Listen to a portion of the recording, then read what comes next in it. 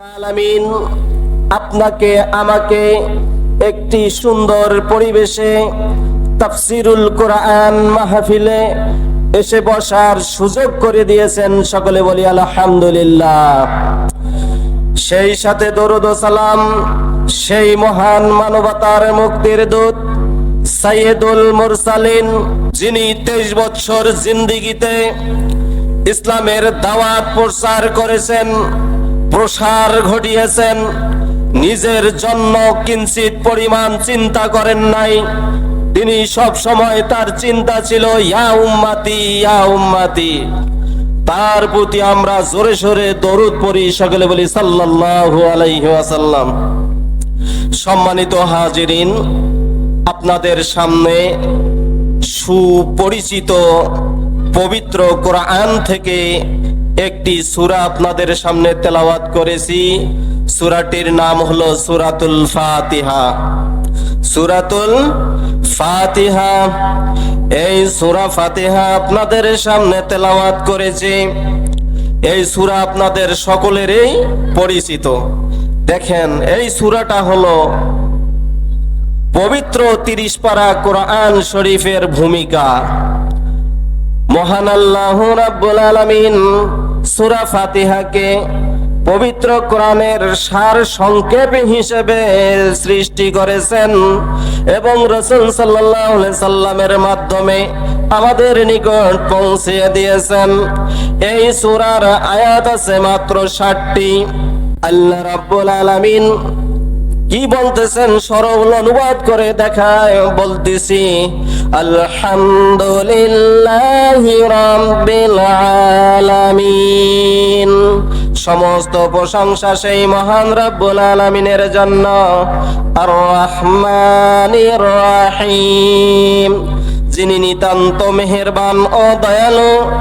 মালিক ইয়াউমিদ্দিন, যিনি বিচার দিবসের মালিক। ইয়্যাকা না'বুদু ওয়া ইয়্যাকা নাস্তাঈন, আমরা তোমারই ইবাদত করি এবং তোমারই কাছে সাহায্য প্রার্থনা করি। ইহদিনাস সিরাতাল মুস্তাকিম, আমাদেরকে সরল এবং সঠিক পথ দেখাও। সিরাতাল্লাযীনা আন'আমতা আলাইহিম গায়রিল মাগদুবি আলাইহিম ওয়ালাদ-দাল্লিন,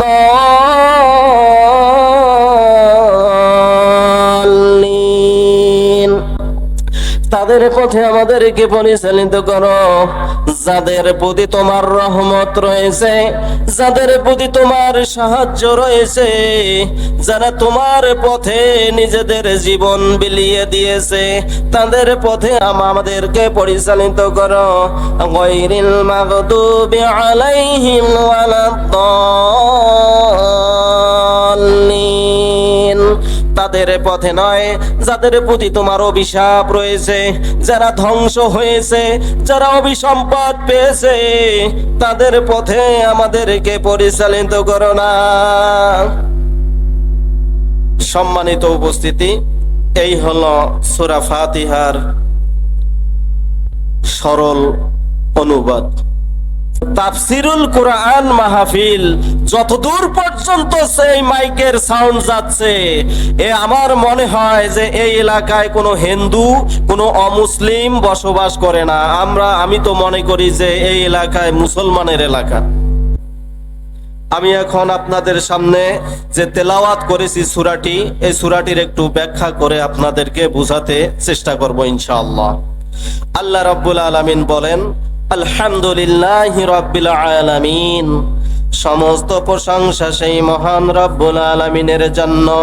আর রহমানির রহিম, যিনি নিতান্ত মেহেরবান ও দয়ালু। তাহলে আলহামদুলিল্লাহ,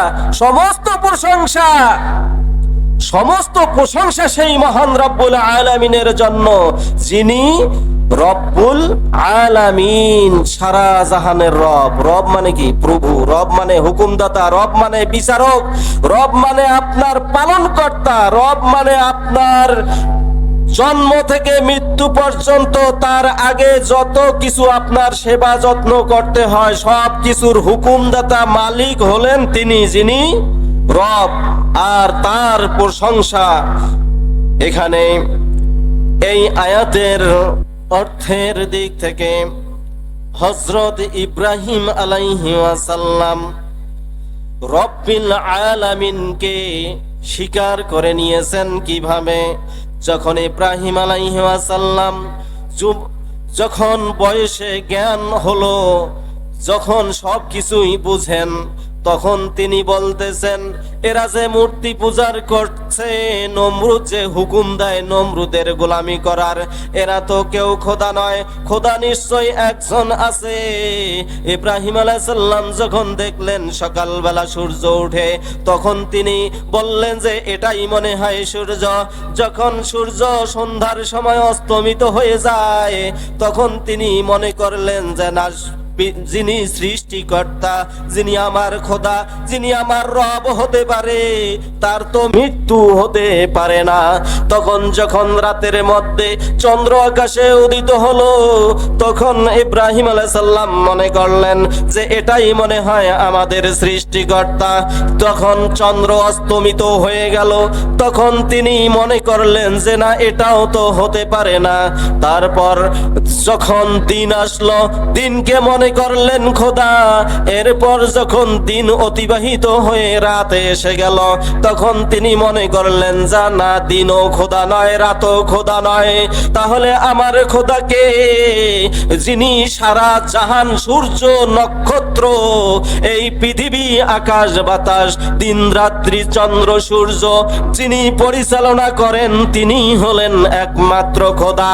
এ কারণেই তিনি বললেন ইন্নী ওয়াজজাহতু ওয়াজহিয়া লিল্লাযী ফাতারাস সামাওয়াতি ওয়াল আরদা হানিফাও ওয়া মা আনা মিনাল মুশরিকিন।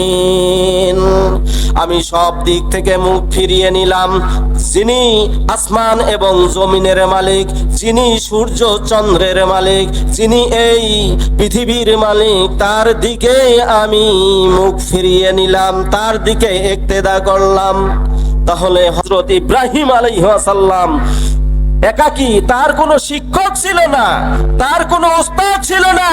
তেনার নিজের বিবেক অনুযায়ী তিনি চিন্তা করতে থাকলেন যে যিনি সৃষ্টিকর্তা, তিনি, তার মৃত্যু হবে না, যিনি আমার মালিক, তার কোনো কি অস্ত যাবে না, ক্ষতি হবে না, তার ক্ষতি কেউ করতে পারবে না। এত বড় বিশ্বাসী ছিলেন। এই কারণেই তো আল্লাহ রাব্বুল আলামিন হযরত ইব্রাহিম আলাইহিস সালামকে মুসলমান জাতির পিতা হিসেবে স্বীকৃতি দিয়েছেন। সুবহানাল্লাহ। এখন আপনি যদি একজন মুসলমান হন, আর যদি আপনি আপনার জীবনের সবকিছু আল্লাহর নামে বিলিয়ে দেন, তাহলে আল্লাহ রাব্বুল আলামিন আপনাকে কি পুরস্কারটা দেবেন আপনারা জানতে চান? বলবো কি? আল্লাহ রাব্বুল আলামিনের নবী হযরত মুহাম্মদ মুস্তাফা সাল্লাল্লাহু আলাইহি ওয়াসাল্লাম বলেছেন, মুসলিম শরীফ প্রথম খণ্ড 116 পৃষ্ঠা, বিনা হিসেবে জান্নাত তাদেরকে দেবেন। কাদেরকে? ৭৪,০০০ ব্যক্তিকে। এই ৭৪,০০০ ব্যক্তির এক এক করে নাম ধরে ডাকা হবে, আর তাদেরকে বলা হবে তোমাদের কোনো হিসাব নাই, তোমরা জান্নাতে প্রবেশ করো। সুবহানাল্লাহ। তাদের গুণ রয়েছে 4টি। কয়টি? তাদের গুণ রয়েছে 4টি। আল্লাহকে এত বিশ্বাস করে, তারা রোগের কারণে গলায় তাবিজ ব্যবহার করে না, 1 নম্বর। 2 নম্বর হলো অনেকে কান ফুরিয়ে দেয়, নাম রাখে পচা। রাখে না? না রাখে? রাখে। কান ফোরাবে না রোগের কারণে। 3 নম্বর হলো রোগের কারণে কপালে দাগ দিবে না। আমাদের গ্রাম্যগঞ্জের মা বোনেরা সন্তানের যখন জন্ডিস হয়, রোগ হয়, তখন কপালে দাগ দেয়, দাগ দিয়ে পুড়ে ফেলে এই কপালটা।